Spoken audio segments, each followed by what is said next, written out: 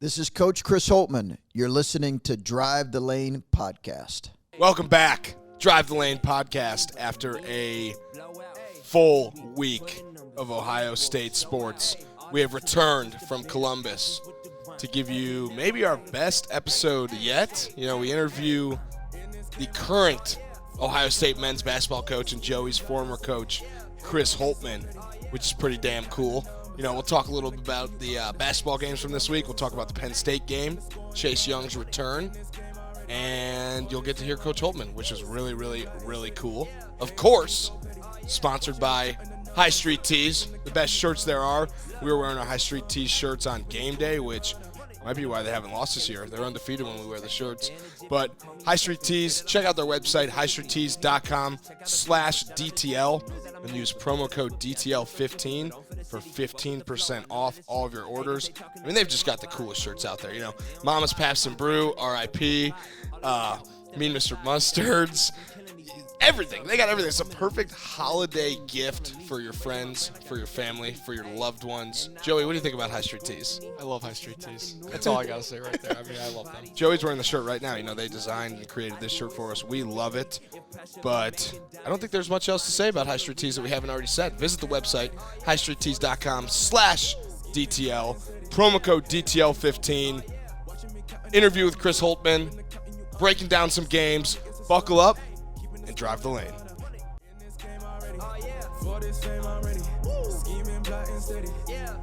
All right. Welcome back to the Drive the Lane podcast. Here we are after quite the eventful weekend in Columbus, as we mentioned before. We interviewed some pretty awesome people coming up in the next weeks, but we also got to see the best team in the country play live in both sports, football and basketball. Ooh. Friday night, we saw the Buckeyes take on the Mastodons from now PFW, Purdue Fort Wayne, no longer IPFW. Really? Yeah, and then we obviously went to the Penn State-Ohio State game. So I think the question everybody still wants to know the answer to: who loses first? Ohio State basketball, Ohio State football. what if Ohio State football goes undefeated and wins the national championship? Then the answer would have to be Ohio State basketball. But then there's not loses first. That would be that they would lose first. Okay, well, Ohio State basketball has like 8 games before the end of so the chances of them losing are higher. But neither's going to lose at all this year, so then what? I think both teams are going to go undefeated, win the national championship. In those sports. I think so, too. It's tough to lose when you got Chase Young back there. The answer is Michigan football team. That's who's going to lose first. Ooh, it is. It is. Oh, I said, yeah. Whoops, my it's bad. Michigan. Yeah. It is game week. It is game week. It's pretty exciting. No more M's. Nancy Lane is out there in my house crossing off every M in every book that we have in the house.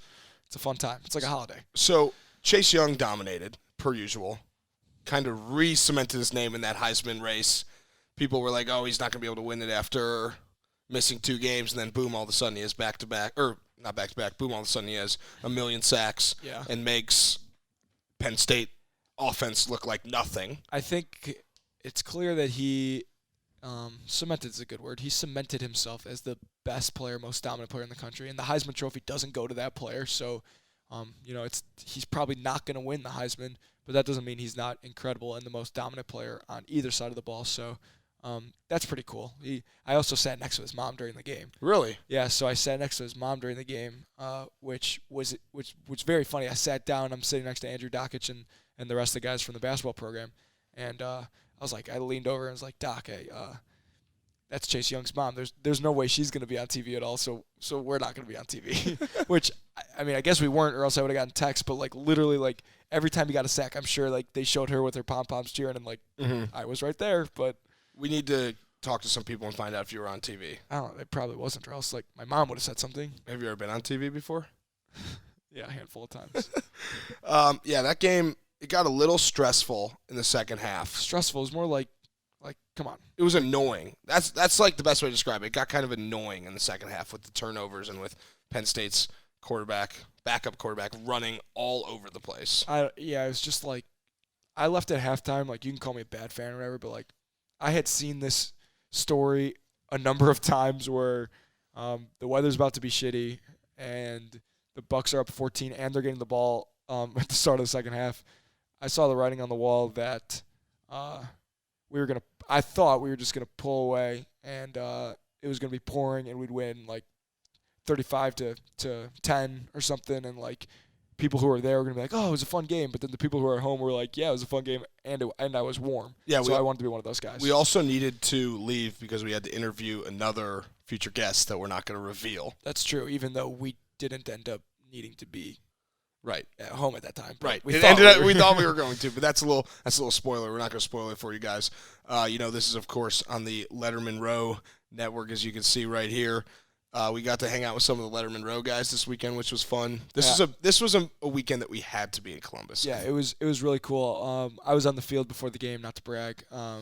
And I saw Spencer and Austin from Lettermen Row, which is very fun. Be like, hey, what's up, colleagues? Like, how you doing? Shout out Lettermen Row. It was a blast.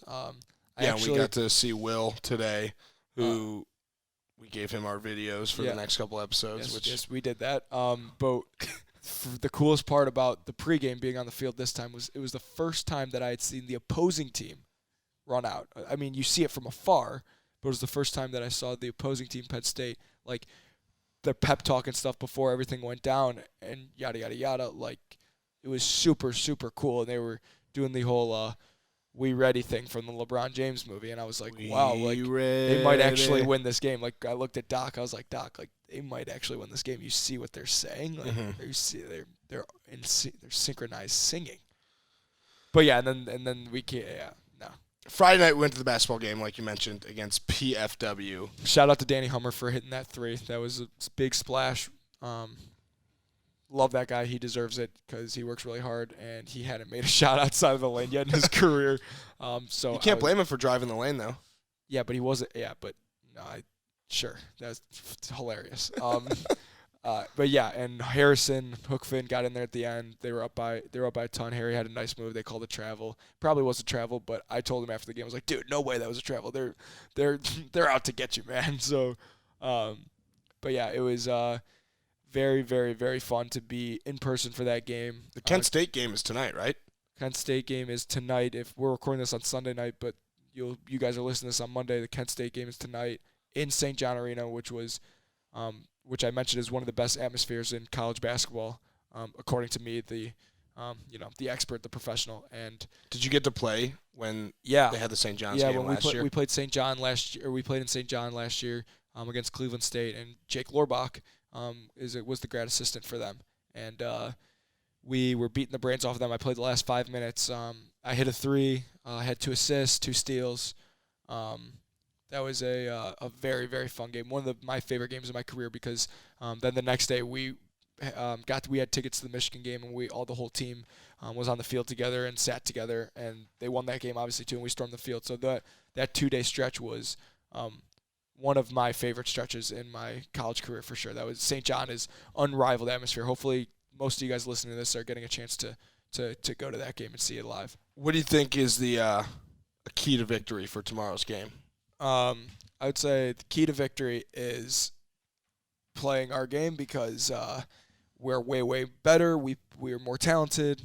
Kent State's actually probably the best mid-major team that we've played so far. I mean, like, they're not Stetson, so we had a lot of fun. No one is Stetson. Yeah, no one is Stetson, but they're undefeated, and anyone will tell you that's played at Ohio State or has been on staff at Ohio State, they'll tell you that it's a different kind of preparation for a team coming to Ohio State to play Ohio State when they're from Ohio, because like for Kent State, for Wright State, for OU, whoever's coming in, that's their Super Bowl. The coaches are saying the same thing in every pregame speech. They're saying, those are the guys that didn't recruit you. They didn't want you. Like, go beat their ass. So it'll be a tough game.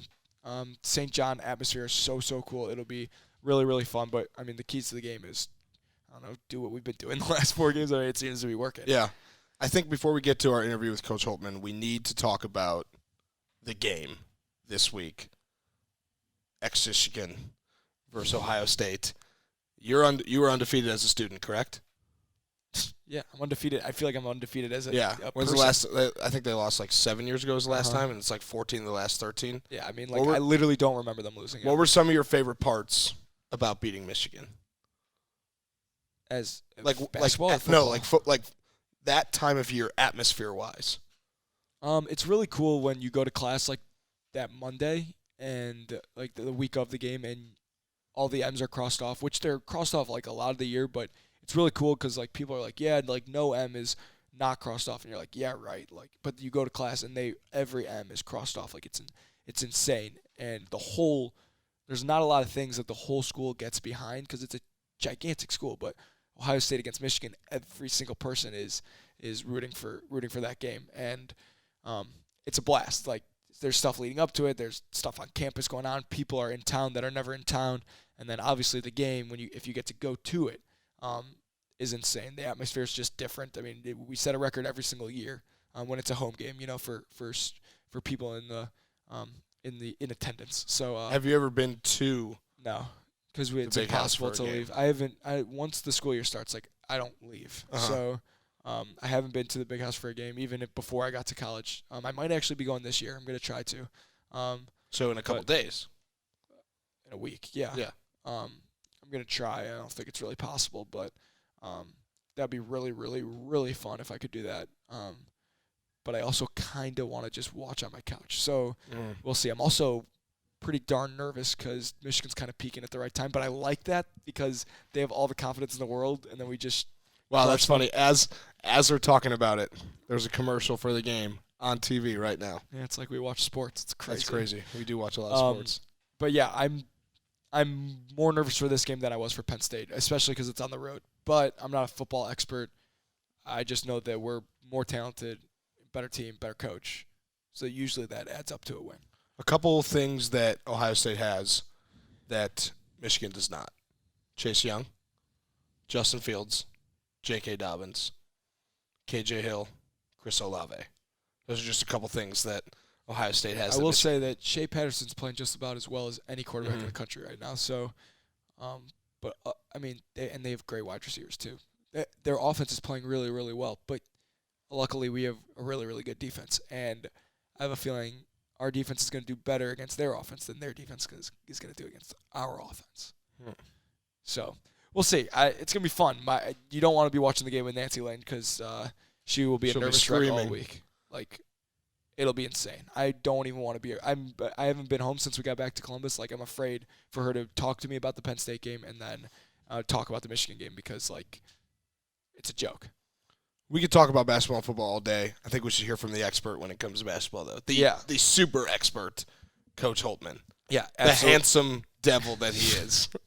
Yeah, Zolan's kind of obsessed with Coach Holtmann's looks. It's a little weird. Well, he puts a lot of effort into his looks, and I felt that I could show that I noticed. Yeah, sure.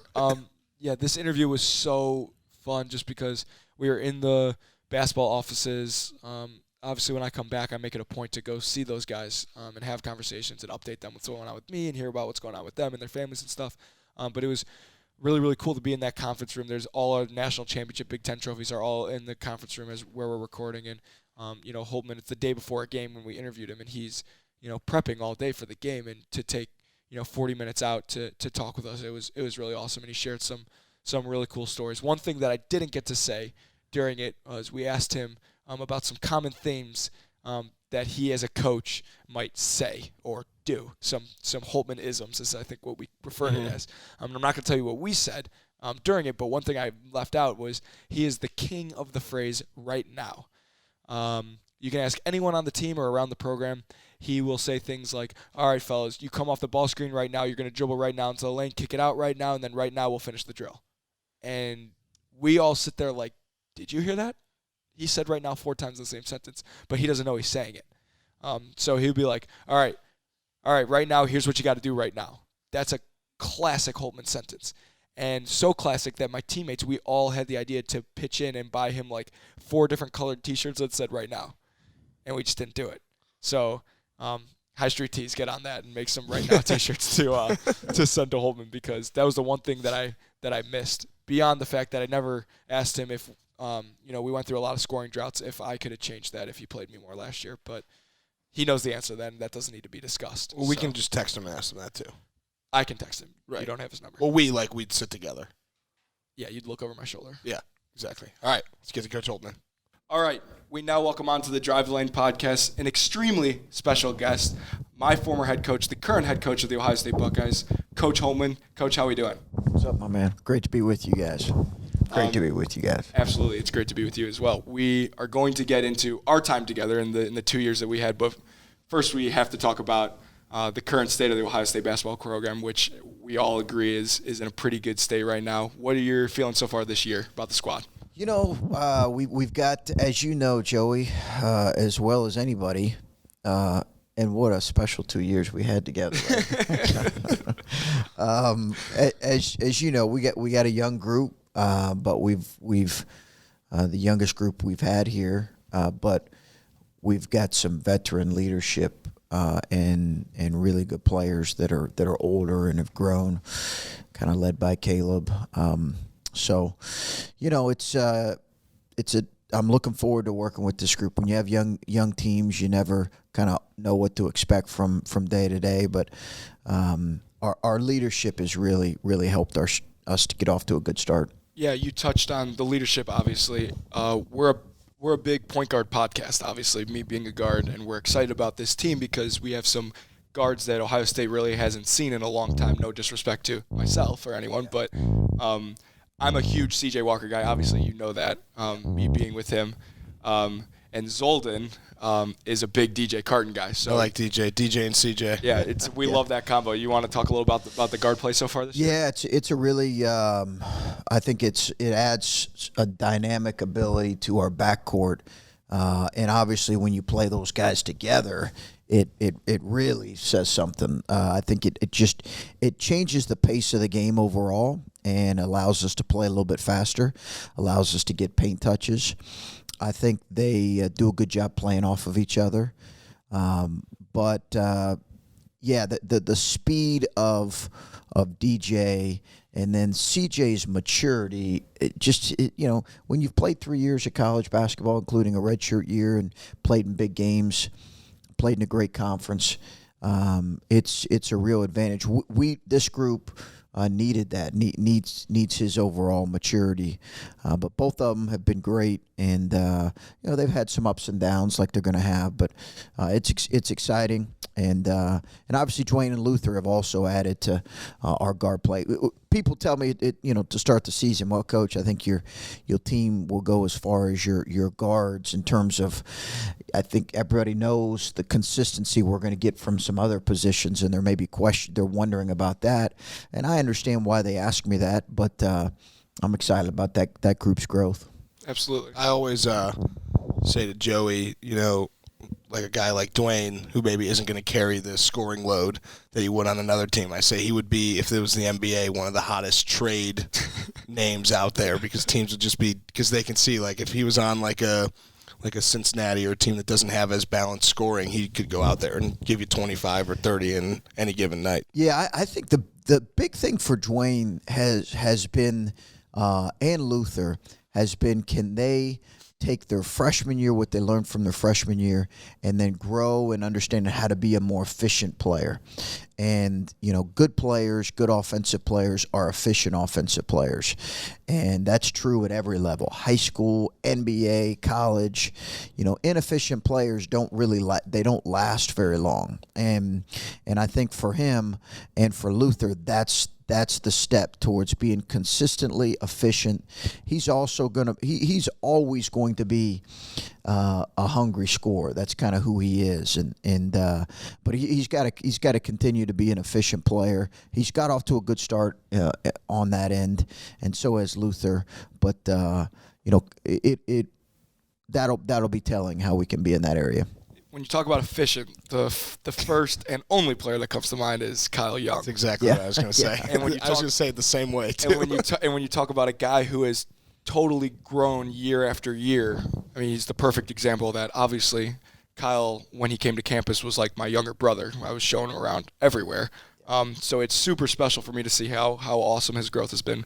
How great of a guy has he been for this team so far? Yeah, KY's been great, man. He's been he's been great, as you guys know. He's one of the few guys, and you guys know this. Everybody most people in today's game, guards, bigs, they don't know really how to operate if the ball's not in their hands. And, it's like they get the shakes if the ball's not in their hands. And for him, he plays off of other guys. He doesn't need the ball in his hands. He's really unselfish. He cares, first and foremost about Ohio State winning. You need guys on your program like that. Now he also understands his who he is as a player, which is a real strength. He's a terrific athlete, as you guys know. But understanding who you are as a player goes a long way towards being a good player. And it's not to say that, you can't do some other things, but he understands what his strengths are and stays away from his weaknesses. Yeah, and his strengths are pretty good right now. Yeah. Shooting 80%. It's incredible. Yeah, and he should be able to keep that up the whole season, I'm sure. 80%, that's not too hard of a bar. When they're dunks and layups. Yeah. I mean, and I'm happy, even when he misses that, trail three, which is part of the transition offense. Yeah. Like, it's important to kind of maybe, even if he misses it, get that on film just because, other teams look, they say, like, he will shoot it, and he can make it. Yeah. It's a nice little step to see because we know he's struggled, just outside of the lane, basically, even though we know he can do it. He has at times, but that's improved in the offseason. He also understands that, like, our team we don't necessarily need another 3-point shooter, but he's got the freedom to shoot him if he's open, and his touch from the free throw line's really improved, and I think that's due to his him just staying after it and really working at it. Yeah, it was a lot of mental stuff with him. I mean, because we would shoot free throws after practice together almost every single day, and he's making 9 out of 10, 10 out of 10 almost every time, and then he gets out there, and it's just like it's a different ball game. Yeah. So he is, when you talk about maturity, efficiency, like I feel like he's the definition. I'm obviously super happy for him. Yeah, he's great. He's been great. His leadership's been really good. He's kind of moved a little bit now as a junior into a leadership role. You know what that's like because that was a responsibility for you, Joey, and he's moved into that and done a really good job with it. And he's healthy. We might as well. No, that's huge. We might as well round out the starters. Let's talk about the skinnier Wesson, Caleb. What has he meant to the team so far this season? He's been great. I think. He's looks good. He's played well. He's moving well. I think he continues to, when you're a guy like he was last year, where really if our offense, if he was being double teamed and triple teamed, we had struggled scoring. Right. And I think this year he's got to learn and is learning. Okay, I've got to realize these other potential weapons out here, continue to utilize them. We as coaches have to do that. But he looks great. He's moving really well, rebounding at a really high level. I said a week ago, I think he's playing as well as I've ever seen him. I thought that last game he got a little bit sloppy with the ball, and I talked to him about that. But I love coaching him. I love coaching both Westons. Just they're great kids. Yeah. He's got such a high arc on his shot. I've been saying this all year. It's kind of like getting kind of embarrassed. When his three goes in, it's the most beautiful thing in sports. it just drops right in. Like I remember there was a video last year on Ohio State's Twitter where he like backed someone down, turned, fade away, and shot it, and it like literally just perfectly dropped slow motion. I was like, and I'm a Mizzou fan, and I was like, wow. That's something Jeremiah Tillman could not do. Yeah. He's a good player. Yeah. Tillman's a good player. Yeah, he's got great touch. I mean, great touch. And Caleb's also a guy that he knows he's not a high flyer and, a pogo stick, but he understands, and we understand that part of his strength is his touch from behind the 3-point line. He's got to take good ones. He took 7 the other day. I would probably say 1 or 2 weren't the best, but 5 of them were, and we want him to take those. Yeah, and that basically rounds out, the current Buckeye State, and now we can get into the important stuff, which has been the past 2 years where, Well, I have something really important to ask first. Okay, that's fine. So I don't know if you've seen the Twitter trend that's been going around where, like, people will post a picture of someone that's not that person and say, like, I'm going to tell my kids that this is blank. Like, for example, for you, they'd post a picture of you like, I'm going to tell my kids this is Brad Pitt. But obviously you're not. So I posted a picture of Andre with the bloody red eye from before the Stetson game, which congratulations on pulling that one out. Nail biter. Yeah, I posted that picture of Andre, and I said, I'm going to tell my kids that this is the Terminator. and like his mom liked it and stuff, so I was very proud with that. With that Twitter moment. Yeah. Did Andre? Have you heard back from him on that at all? No. Does he have? No, Twitter? Andre's not on. I love it. Very few guys in today's social media, are not on social media. But Dre he's like Kate a little bit. He's nowhere to be found on social media. I've not seen that. I kind of go off social media once the season starts anyway. But I haven't seen that. But it's good to know it's a trend now. When the season ends, you can follow me at Andrew Zolden and at Drive the Lane Pod. Those are our two accounts. Him, so I will need to follow you to complete it here. You're a professional transitioner because you said Kada, so it's perfect. Now let's talk about the other teams. Perfect. We should talk about Kada and JT because they were probably the most important guys in your transition into coaching here. Are you purposely leaving out Dockich there? Yeah, because he doesn't. Yeah, he's irrelevant until in 3 minutes. Then he'll be relevant. But obviously including Dockich too and Cam. But those two guys, what's it like to have two seniors like that when you come in to a new role? Yeah, it was great. I mean, I as you reflect back, and I've said this a number of times. I said it in the middle of the year that we were really blessed to have.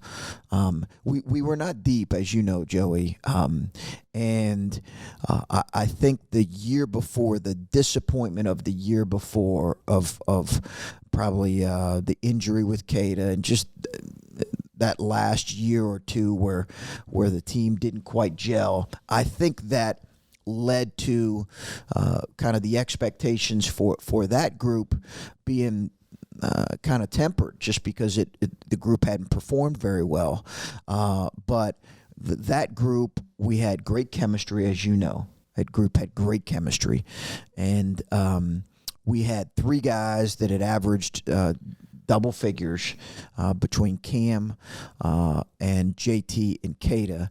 And I felt like we had two all-conference players in those two guys. And that, even though JT had never been all-conference and neither had Kada, I thought they had that potential in them. And then you had Andre coming in to his own, C.J. Jackson, Caleb as a freshman.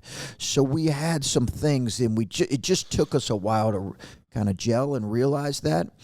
But it was an unbelievable group to coach.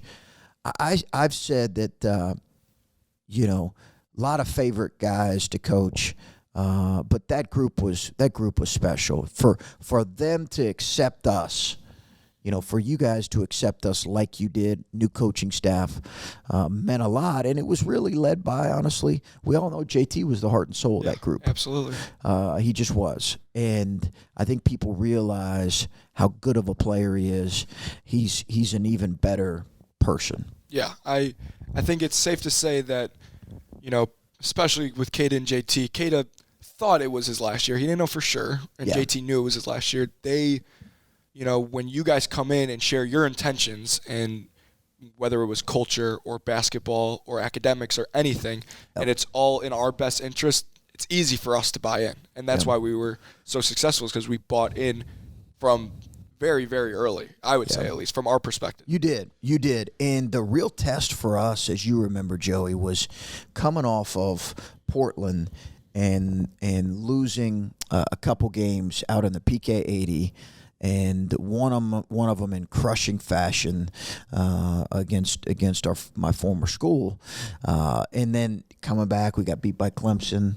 That was the turning point, I think, the Clemson game. Yeah, I think it was, because I think at that point it was like, coaches will always tell you don't know what you have with the team until you go through a rough stretch. Totally. Until you lose and until you go through a rough stretch. You don't know what, like I can even say that about this group. Until we go through some hard things, we don't really know what we have as a group, because it defines your character. But man, that was an unbelievable. And then we went on a tear after that. Yeah. And you mentioned that about Kada. I think we all realized about midseason through that he was probably going to go to the NBA, but he tried to keep it a little bit of a secret, and He called me right after the season. Gonzaga beat us. We fly back home. You remember that? Can't forget that, unfortunately. Yeah, that was a tough one. Tough game. We were up late, but fly back home. Gonzaga beats us in the round of 32. And it had been such a crazy 15-month stretch for us that our family went away for 3 or 4 days just to get some sunshine and get away. And Keita called me like the next day, and his conversation was, he basically started the call like, Coach, I've been doing a lot of thinking and, really processing. It was a really difficult decision. I'm like, Keita, whoa. Stop. Don't lie to me. That's right. This is not difficult for you or for us. Yeah, I remember when Keita was deciding, I was like, Keita, before you announce, like, I'm going to announce that I'm coming back just so people aren't as sad, okay? And he was like, you know what? That's kind of perfect. Yeah. And then when we went to his press conference and he saw there were 3 chairs up there, they had the media guys tweeting out like, well, it's only Keita and his parents, so it's safe to say that Joey is definitely coming back. Right. Yeah, that's right. Yeah, that's right. When you made that transition from Butler to Ohio State and you got here, how hard was it for you to kind of – or what did you do when it was like, all right, I only have a little bit of time to get these guys ready for the year? Like, did you teach them a full complex system? Did you try to go with the basics and then? It was just defense. I'll answer. Yeah. Well, because I'm just curious because you got the younger guys like Caleb who you want him to learn your full system right away and have it for his career, but then you got guys like Keita who you got to get ready to go as soon as possible. Well, fortunately, not only are Keita, JT, they're talented guys, really talented guys, but really smart guys, and tremendous team guys. And all they wanted to do, all that group wanted to do was win. That was like all that group. They were just tired of the narrative being that they didn't play hard and didn't compete and weren't together. And, I've talked so much about the admiration and respect that I've had for Thad's teams and his tenure here. I mean, nobody's done it better. You could argue no one's done it better in the Big Ten. Like I look at some of these records, some of the coaches. I mean, you could argue no one has done it better in the 2000s than Thad. But obviously that group that last year or two struggled in terms of playing hard and playing together. They were so hungry to play together. So we just tried to keep it really simple early to answer your question and really talk about, as much as anything, how we wanted to play and not necessarily dive into as much of the X and O's. We felt like that would be something we'd get into later. Yeah, all I remember were 2 things from that year. You kept saying, let's just make sure we do today well, which I'm sure is still a theme. Yeah. And we even had lockers that said do today well instead of when we had extra space. And then you said we're going to be the tougher, more together team. That was the 2 mantras from my junior year, which was Keita and JT's year, just because that is the foundation of everything that's great with the program now. And that's the easiest way is if we are the tougher, more together team, we're talented, so we will win a lot of games that way. Yeah, it's interesting what players remember and what they don't, and I think they don't remember a lot of your specific X and O's where you got to trail the screen, but they do remember the constant themes that you're trying to impart on a day-to-day basis, and it's interesting to hear you say that because that was really what we were trying to hammer. How much do you pay attention to like Joe Lunardi's bracketology and stuff like that in the middle of the season? Which year? Yeah. And like in a year like this, are you paying attention and seeing how high you get put, or are you know what, we want to make the tournament this year. I don't care what Joe Lunardi says. Good question. Yeah, good question. I don't listen to I don't look at national rankings or certainly don't dive into Lunardi stuff at all. Unless, and Joey knows this, because last year, we were on the bubble from dang near they like putting you in December, they start putting you on the bubble. And then we went through that difficult stretch where come late February, he and I, he would look at it every day. Yeah. Because he as a senior, leading his team, he didn't want to go out as a senior who didn't help lead his team to an NCAA tournament. It was really important to him. And so he would look at it every day. I would check it, probably late February. I would check it maybe once a week, and that's about it. We we had conversations because obviously your relationship with a guy like me who's not going out there and, contributing is probably not the right word, but contributing on the court day in and day out, we had different conversations. And in February, we had one where we sat down for like 15 minutes after practice. You said, look, like, here's what I'm hearing. Like, by no means are we safe, but all we have to do is win one out of these last, like, 3 games. Like, it was before the Northwestern game. Yeah. And, we had a real candid conversation because, like you said, like, that was something that was, obviously I was a team-first guy, but going to the tournament my senior year, that's like, there's no alternative. So to kind of answer Zolden's question, we had those conversations where, maybe you're not saying that to Caleb, but to me it's like, that nothing in my mindset is going to change based on that conversation except for prepare the team better and harder and whatever so that it makes it happen. So if anyone says that they don't look at that stuff, like, they're probably lying, right? They are. Yeah, when coaches when it gets down to it, yeah, the coaches they're checking it every now and then. Or what I did, honestly, as it got really close, we're talking about a week or two into it, we would have I would have our staff guy, Robbie Rucky and Kyle Davis and other guys who would compare our resumes to other bubble teams. Just to try to get a general feeling. My stomach just thinking about that time. That's when it gets down to crunch time, when you're kind of looking at it. No one likes to be in that position. I've been in it twice. We felt like we were in on the final Sunday, but we were not certain. I have another question for you. What if you didn't think we were in? You saw the bubbles. You saw how we compared to Arizona State. You're like, shit, if I was selecting unbiasedly, I wouldn't pick us. Can you swear on this podcast? Yeah, absolutely. Okay. Yeah. If you're not allowed to, we can. Good. And you do freely, right? Yeah, absolutely. You should have heard Gio last night. But if a media member asks you, they say, Coach Holtmann, what do you think about your resume? Do you have a statement to make to the NCAA? Would you still say, I think we've done enough? And those fall on deaf ears. They really do. I think the committees, at that point, the committee's set. They've got their. Yeah. There's no politicking that's going to change anything. I don't believe so.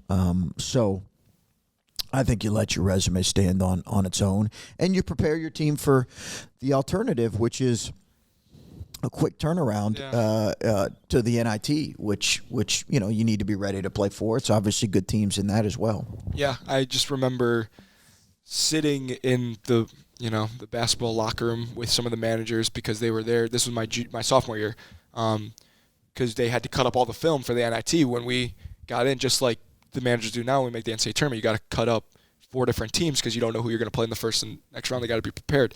And when we didn't make it, it was like, holy cow, like, that feeling is because you're saying, you got to have your team prepared for everything, but you're not going to prepare them to not be playing anymore. Right. So we had been practicing like. Well, you didn't make the NIT? No, we didn't even make the NIT my sophomore year, and we had been practicing unbelievably hard to prepare for that, and also because they were pissed at us because we kind of stunk at the end of the year. Yeah. And then to not make it, like, not only was that crushing, it was like we did all that for nothing. So when you say you prepare the team, like, it's very fair, but there are scenarios that you can't even prepare them for. Yeah. Which is just the NCAA basketball, the tournaments, that's just crazy stuff. Yeah. I mean, speaking of preparation, like, how do you, maybe it's a tournament game or maybe it's a regular season game, how do you keep your guys prepared for, like, no offense, like a team like Stetson, who you should heavily defeat?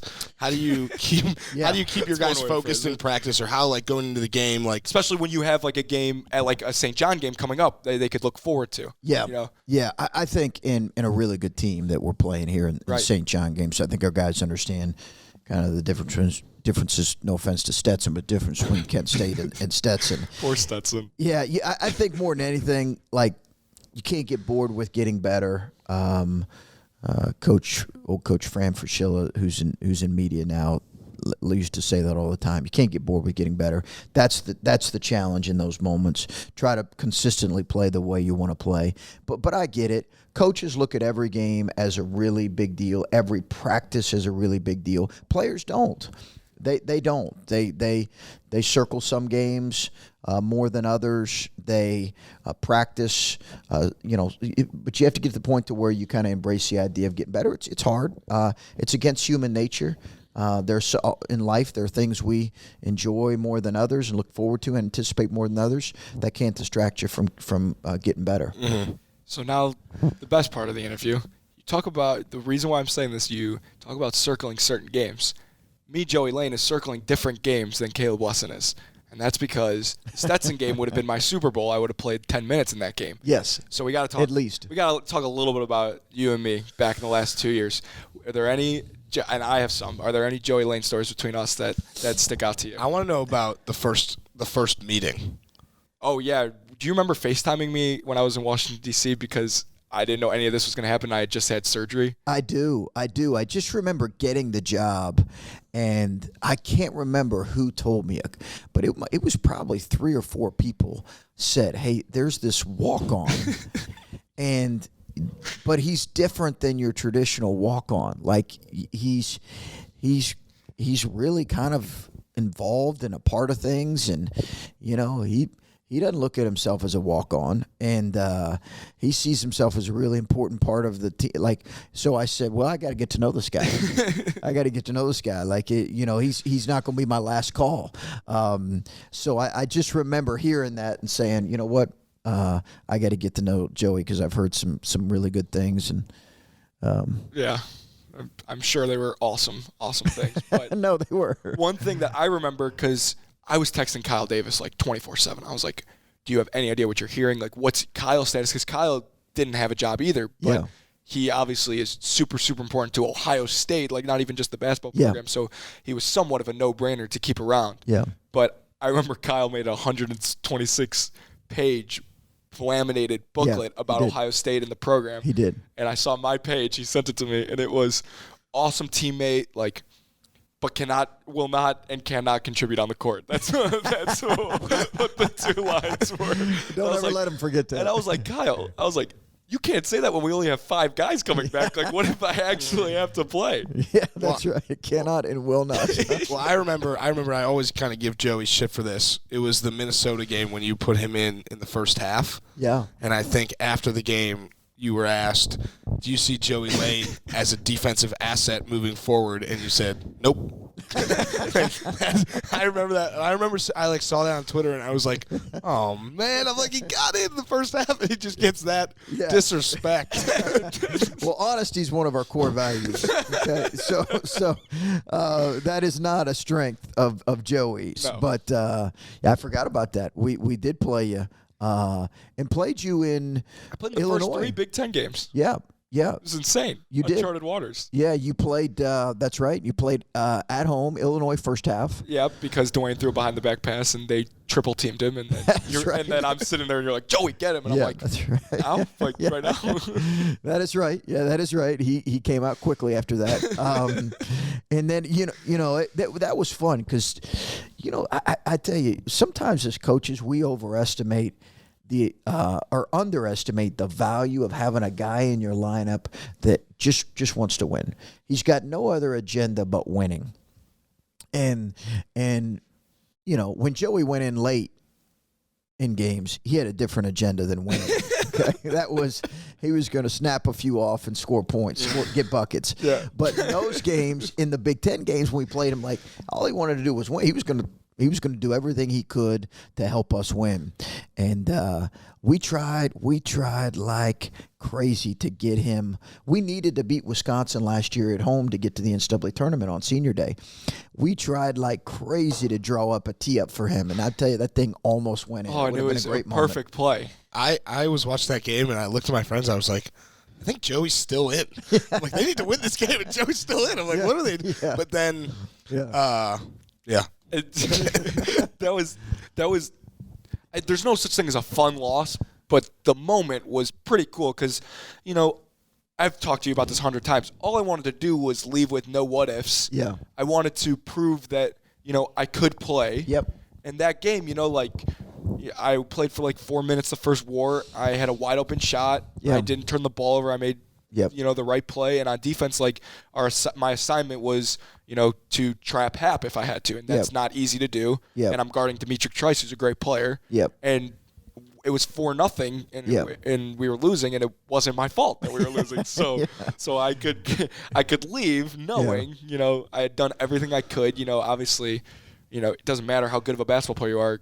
There are always going to be guys that are better than you. So like Dockich. Wait, that's the main agenda of this podcast is just to prove a point that which me, Dockich, Jake Diebler, and Kyle Davis have talked about for a long time. Who's a better offensive player, me or Dockich? Ooh, wow. And you don't have to. You can say whatever. I am not offended. I need the truth. You are. Honesty is one of the core values. Honesty is one of our core values. That's a good reminder. Thank you for that. You are the better shooter. Dockich is the better, more complete offensive player. Okay. So what does that mean? Just so I can work on it for the future. Oh, you want to work on your offensive game overall? I need to at some point jump him. Yeah. And it probably wouldn't take a whole lot of work, to be honest with you. Because that shows you how close it is. That's right. Not how good it's closer than Dockich thinks. Yeah, it's closer than Dockich. That kid, I'd say, man, that kid, you know it. You guys hit it off, like, really from day one. Mm-hmm. But that kid helped us win so many games his senior year. Absolutely. Just because, he was able to get in the lane and have these really awkward finishes around the basket that no one expected, 1-foot plays, incredibly bright player. And then, to be honest with you, where he was hard to take out of the lineup, you talk about his offensive game, and it was not always pretty. He was an incredibly instinctual defensive player. And I think that he's bigger than, a little bigger than you. Yeah, no, we don't talk about defense. I know he's got me in defense. You answered the defensive question after the Minnesota game. Yeah. People tried to attack him all the time. They couldn't. He was really guarding the best guys some nights. Yeah, he really was. Yeah. He guarded Herter from Maryland. That's his claim to fame. You remember that? Well, and then my claim to fame is when we played Purdue, and you were like, we're going to play the hardest playing guys in the second half, which meant we're going to make a statement and play Joey to start the second half. And and you had me on Klein, and he didn't score. So that's my claim to fame. That was a rough one. I always wonder that. I didn't really want to mention that, but you said Dwayne threw the behind the back pass, and you had Joey go get him. Do you ever use players who don't really play as a form of in-game discipline to the guy that you sub out? It's literally the perfect example. Yeah, it's a perfect example. Did you choose Joey over someone else that was on the bench as a more of a FU?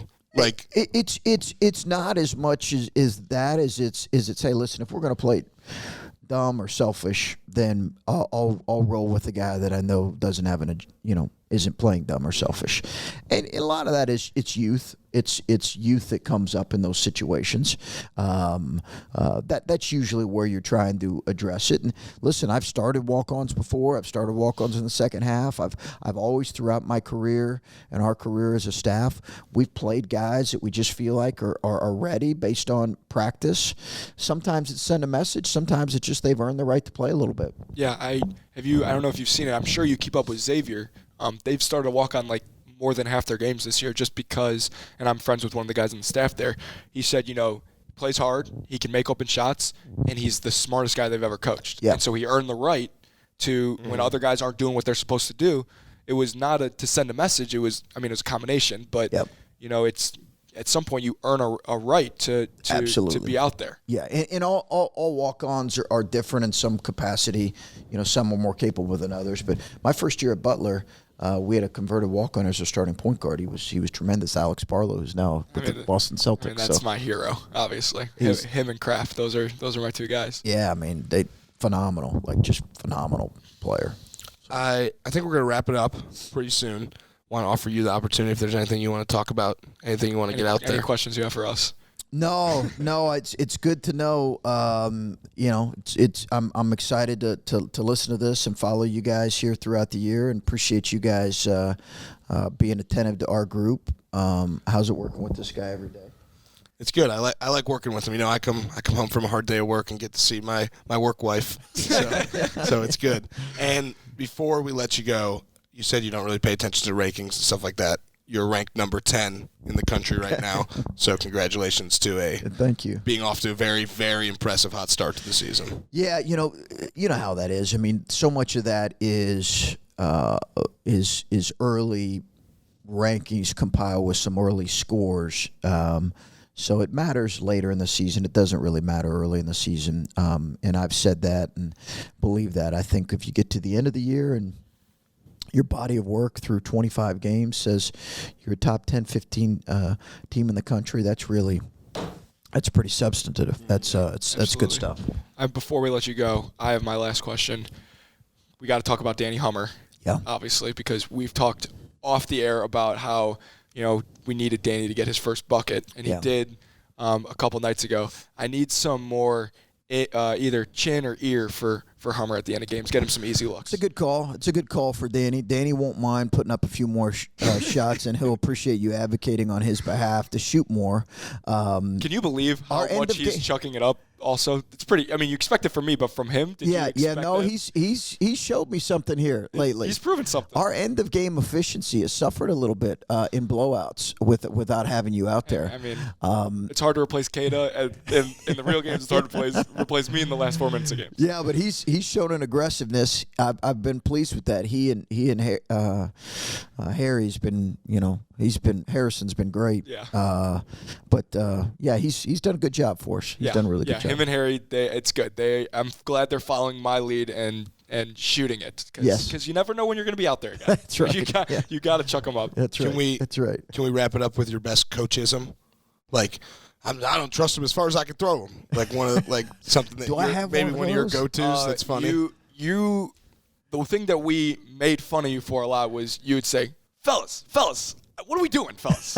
That's what you would always say. Yeah. A lot of fellas. I do have that edit, after, when we're going through post-game edits and putting clips together, W.A., what are we doing here? Like, what are and sometimes it's what the hell are we doing here? Okay. Yeah, that's the best one, I think. That comes up a lot, but I'm sure how as coaches, I'm sure we get made fun of all the time by these guys. But that's one for sure. Well, keep doing what you're doing because it's working. Yeah, appreciate absolutely. it. Coach, thanks for coming on. This was a blast. Thank you. Absolutely. Great being with you. Absolutely. All right. Told you the guys that was going to be amazing. It absolutely was. Not only did he give us tons of more time than we asked for, than we anticipated. The content was amazing. I mean, he's an awesome guy with some great stories and a smart basketball guy. It was really cool to kind of, for me, to strictly ask him stuff as a coach / me being a former player and not, be a part of the team, like straight on while it was going on. I mean, he answered everything honestly as any coach would and stuff, just the same way. A lot of coaches' answers, but they were good coaches' answers. Yeah, that was my first time meeting him, obviously. And he does all coaches do the same thing, and all recruiters do the same thing. They shake your hand, look you directly in the eye, say nice to meet you, no matter who you are. So cool. Yeah, he probably was like, God, you just feel to meet this guy. You just feel so welcomed by coaches and people who are recruiters. And we even met some of your other assistant coaches who were so nice, too. Yeah, well, that's just not everywhere. That's why Ohio State is so special. The old staff, it was the same way. Everyone involved was a super nice person who, went out of their way to be nice, which not all coaches are like that. A lot of coaches are fake, honestly, but that's not how it is at Ohio State. But when we talked to Holtmann, the juices started flowing and all the memories started coming back to me. So I think it's fair that we talk about maybe the 5 best games that I was a part of with Coach Holtmann, so my junior and senior year. I wonder how many of these 5 games that you're going to talk about I bet on.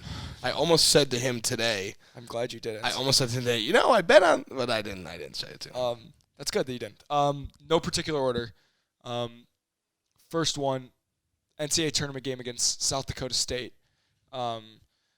We were leading for the majority of the game, but it was a really weird game because they had Mike Dahm, who was unbelievable. But we had Keita, who was great in that game also. We had 3 guys score 20 points in that game. Mm-hmm. And we only we ended up winning by 10. Who was it? JT? No. Cam, Keita, and CJ. Caleb, and CJ. Wow. Yeah. I had no idea what I'm talking Caleb about. didn't even play at all that game. So shows how much you know about everything that was going on. It was, that game was a lot of fun to be a part of. My first NCAA basketball tournament game. Obviously, it was Holtmann's first win as a Buckeye in the tournament. Cam Williams hit a huge shot when they were creeping back, 4-point play that kind of blew the doors off and got us to that win and stuff. And we'd been through a lot, that group, and to get a tournament win together was super, super awesome. So that's number one, but in no particular order. I'm going to stick to wins because that makes sense. Mm-hmm. No particular order. There we go. Last time I'll say it. Next one, my junior year, first game of the season at Cincinnati.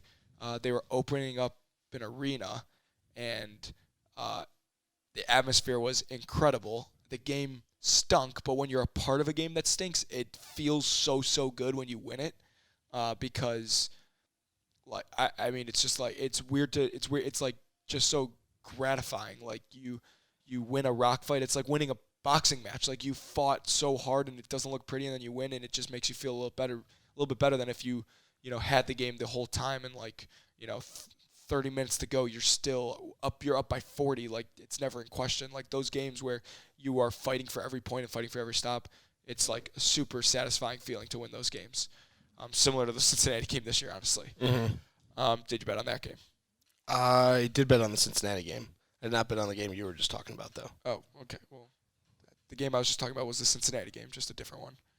But so okay. Last year's Cincinnati game? Yeah. Why would I be talking about this year's Cincinnati game? You said similar to the Cincinnati game. Yeah. Was you referring to this year's Cincinnati game, though, when you said similar to the Cincinnati game? Anyway. I bet on both of those Cincinnati games, probably. Okay. Next game would be, this is probably number one, but like I said, it's in no particular order. At Purdue, when Keita hit the game-winning shot, we were down 14 with 7 minutes left. I mean, that was insane. Yeah. Dockich airballed a 3 from the top of the key in the first half. It was we had even though that was normal, we had no business winning that game. It seemed like Carson Edwards was incredible. I mean, Ryan Klein was great. Harms was great. Haas had 17 points in the first half. I mean, it was insane. So talk about environment. I mean, the environment in that game was, just ridiculous. But we've talked about that game before. Just so awesome. And then that was the only game winner I was really a part of.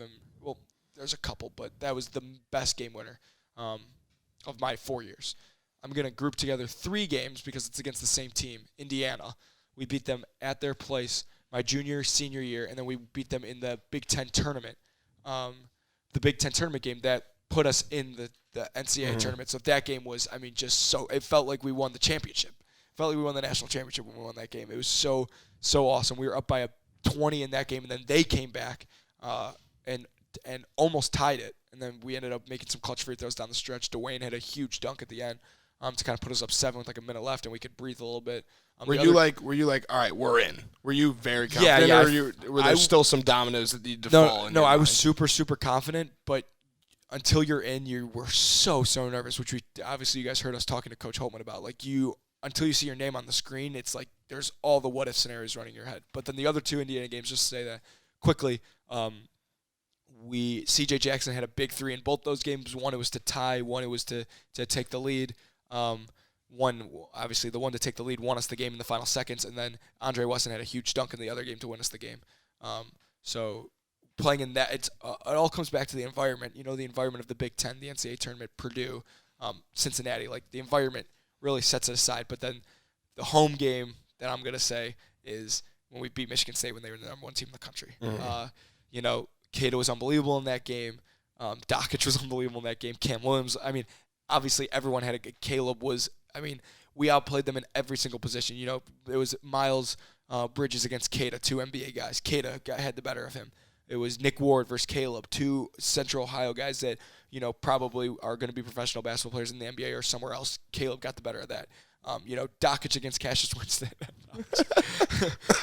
It was more like Dockich against Tum Tum. Mm-hmm. And Dockich made 1 shot and Tum Tum made 0. CJ was great. It was just, Cam was awesome. Like I said before, that game, the storming the court after, Jack Hoiberg, Connor George, they can eat that.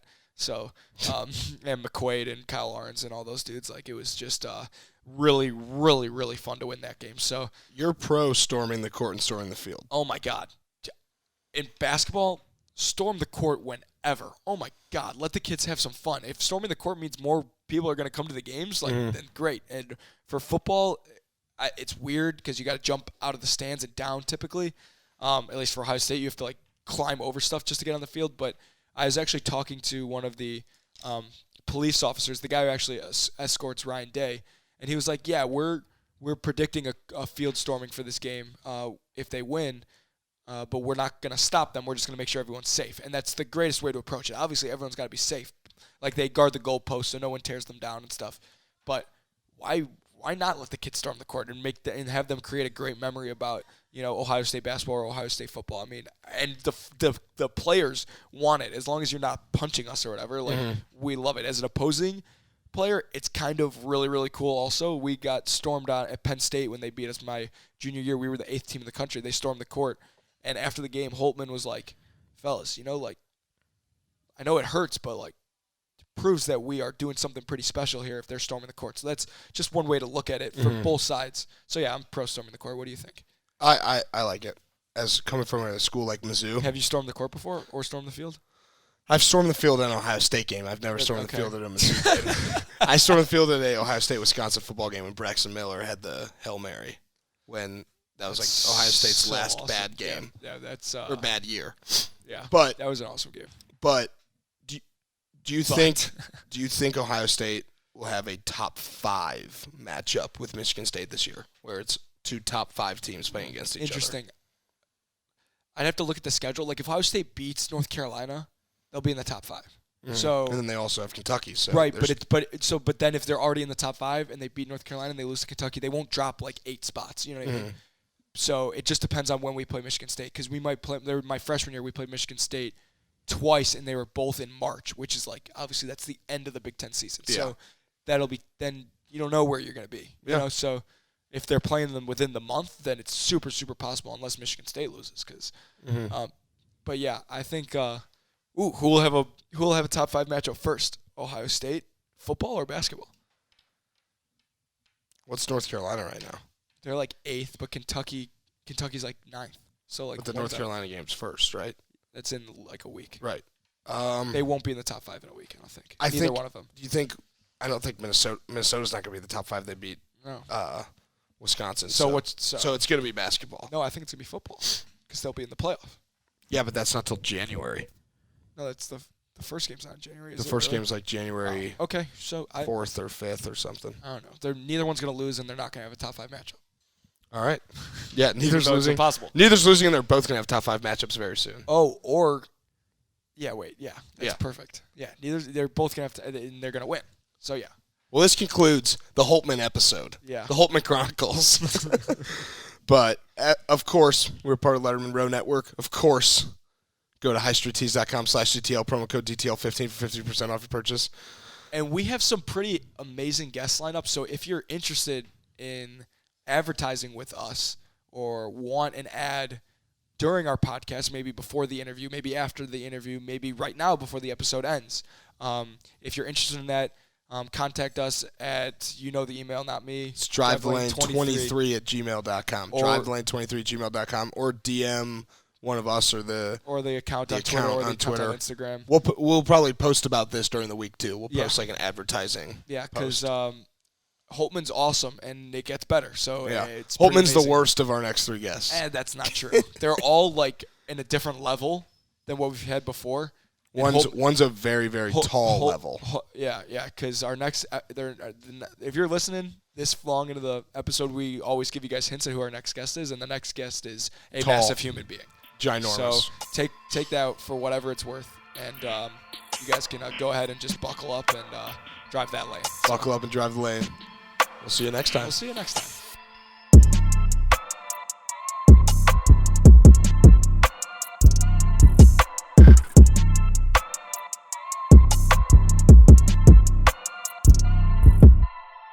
Thanks for watching. Subscribe below to get the latest videos from Lettermen Row. We got Letterman Live, we've got the practice report, we got rapid reaction. Hey, and we got Buckeye IQ with Zach Bourne. For sure. We got recruiting breakdowns with Berm. We got whatever you need. Ohio State football and Ohio State athletics, we've got you covered here at Lettermen Row.